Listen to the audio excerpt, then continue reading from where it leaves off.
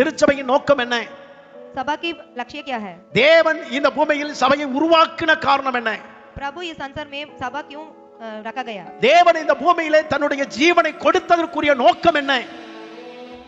நீங்களும் நானும் தேவனண்டையிலே நித்திய வாழ்க்கைக்குள்ள கடந்து வரணுங்கிற நோக்கத்தோட தான் அவர் இந்த பூமிக்கு கடந்து வந்தார்.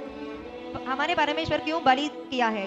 क्योंकि हम मैं और आप इस नित्य जीवन में चला जाना है. எத்தனை பேருக்கு நான் பேசுறது விளங்குது? வேற எந்த நோக்கம் இல்லை. कोई अन्य लक्ष्य नहीं है. வேற எந்த நோக்கம் இல்லை. பக்கத்துல இருக்கவங்கள பார்த்து சொல்லுங்க. पास में होने वाले को बताइए. வேற எந்த நோக்கமும் இல்லை. कोई दूसरे कारण नहीं है. தேவன் இந்த பூமிக்கு வந்ததற்கு हमारे प्रभु इस संसार में आए हैं. வேற எந்த நோக்கமும் இல்லை. कोई दूसरा कारण नहीं है. நான் தேவன்கிட்ட போகணும். मैं नित्य जीवन में जाना है. அதுக்காகத்தான் என்னை அழைக்க வந்தார். इसलिए ही मुझे बुलाया है. இந்த நோக்கத்தை தவிர வேற எந்த நோக்கத்தையும் முன்னாலே வைக்காதிருங்கள். इसके अलावा कुछ भी हमारे सामने ना रखना है. அப்படி வைப்பீர்களானால் மோசம் போய் விடுவீர்கள். आप रखें तो नाश हो जाएगा. அல்லேலூயா. நீங்க நினைக்கலாம், என்னங்க பாஸ்டர் இப்படி எல்லாம் பேசுறீங்க, அப்ப உலகத்துல நாம இல்லையா, வாழலையான்னா? இல்ல, நம்மளுடைய விசுவாசம் பரிசுத்த வேதத்திற்கு உட்பட்டது.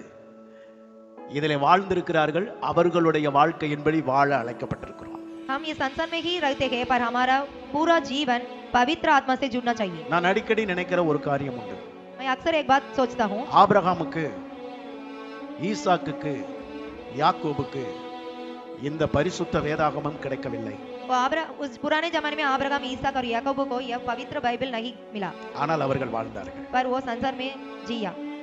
எத்தனை பேருக்கு விளங்குது? कितने लोग समझ पा रहे हैं? இந்த முழு வேதமும் கிடைக்கல, ஆனா அவர்கள் என்ன செய்தார்கள்? சாட்சியாக வாழ்ந்தார்கள். उनके पास पवित्र बाइबल नहीं है, पर वो परमेश्वर के लिए साक्षी जीवन. ஆனா நான் எப்படி வாழணுங்கிற முழு கண்ணாடியை என் கையில கொடுக்கப்பட்டிருக்குது. இதை பார்த்தா என் முகத்தை பார்த்து என்னை திருத்தி கொண்டு நான் என்னை மாற்றிக்கொண்டு வாழ முடியும். இது என்னுடைய முகம், என் சரீரத்தை பார்க்கிற கண்ணாடியாக ஆண்டவர் நமக்கு இந்த வேதத்தை கையில கொடுத்திருக்கிறார். पर आज हमारे साथ हमारे हाथ में पवित्र बाइबल दिया गया है. इसे देखकर पढ़कर हमारे जीवन को सीधा करना है.